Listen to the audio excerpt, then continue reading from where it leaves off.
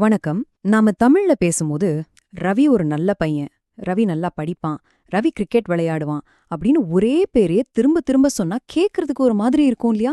கொஞ்சம் சுவாரஸ்யம் கம்மியா இருக்கும். இந்த மாதிரி ரிப்பீட் பண்ணாம எப்படி அழகா பேசலான்னு தான் நம்ம இப்ப பார்க்க போறோம். சரி வாங்க, முதல்ல ஒரு உதாரணத்தை பார்க்கலாம். ரவி இஸ் மை ஃப்ரெண்ட், அதாவது ரவி என் நண்பன். இது ஒரு சிம்பிளான சரியான வாக்கியம், எந்த பிரச்சனையும் இல்ல. அடுத்து நம்ம ரவியை பத்தி இன்னும் கொஞ்சம் சொல்ல விரும்புறோம். ரவி ஸ்டடீஸ் வெல், அதாவது ரவி நன்றாக படிக்கிறான். இப்ப கவனிச்சிங்களா, நம்ம மறுபடியும் ரவிங்கிற பேரையே தான் பயன்படுத்துறோம். இப்போ 3வது வாட்டி ரவி பிளேஸ் கிரிக்கெட். இப்போ உங்களுக்கே இது கொஞ்சம் திரும்ப திரும்ப சொல்ற மாதிரி தோணுது இல்லையா? அப்போ நம்ம முக்கியமான கேள்வி இதுதான். இந்த வாக்கியங்களை எப்படி இன்னும் இயல்பாகவும் கேட்கறதுக்கு நல்லாவும் மாத்துறது? நல்ல வேலை, இங்கிலீஷ் கிராமர்ல இதுக்கு ஒரு சூப்பரான தீர்வு இருக்கு. அதுக்கு பேர் தான் ப்ரோனவுன். தமிழ்ல நாம இத பிரதிபெயர் சொல்லுன்னு சொல்லுவோம். இத ரொம்ப சுலபமா புரிஞ்சுக்க ஒரு சூப்பர் ஐடியா இருக்கு. நவுன, அதாவது பெயர் சொல்ல, ஒரு சினிமாவோட ஹீரோ மாதிரி கற்பனை பண்ணிக்கோங்க. அப்போ இந்த ப்ரோனவுன் யாரு தெரியுமா? அந்த ஹீரோவுக்கு பதிலா டூப் போடுற ஸ்டண்ட் டபுள் தான். இப்ப பாருங்களேன், வித்தியாசம் நல்லா தெரியும். ரவிங்கிற நம்ம ஹீரோக்கு பதிலா ஹீங்கிற ஸ்டன் டபுள் உள்ள வந்ததும் சென்டென்ஸ் எவ்வளவு ஸ்மூத்தா இருக்கு பாருங்க. Ravi is my friend, he studies well, he plays cricket. கேக்குறதுக்கே ரொம்ப இயல்பா இருக்குல்ல? சரி, அப்போ இந்த ஸ்டண்ட் டபுள்ஸ் டீம்ல யார் யாரெல்லாம் இருக்காங்கன்னு பார்க்கலாமா? நாம அடிக்கடி பயன்படுத்துற ரொம்ப முக்கியமான ஒரு 7 பேர் இருக்காங்க. முதல்ல வரது ஐ, அதாவது நான். உங்கள பத்தி நீங்களே பேசும்போது, அதாவது உங்க கதையில நீங்க தான் ஹீரோன்னா அப்போ ஐ யூஸ் பண்ணணும். அடுத்து நம்ம பார்க்க போறது வி, அதாவது நாங்கள் அல்லது நாம்.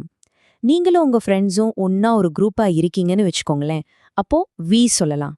அடுத்து உங்களுக்கு முன்னாடி இருக்கிறவங்கள பத்தி பேசும்போது, அது ஒருத்தரா இருந்தாலும் சரி, நிறைய பேர் இருந்தாலும் சரி, நாம யூ அப்படிங்கிற வார்த்தைய பயன்படுத்துவோம். தமிழ்ல நீ அல்லது நீங்கள். அடுத்து ஹீ, அதாவது அவன் அல்லது அவர். ஞாபகம் இருக்கா?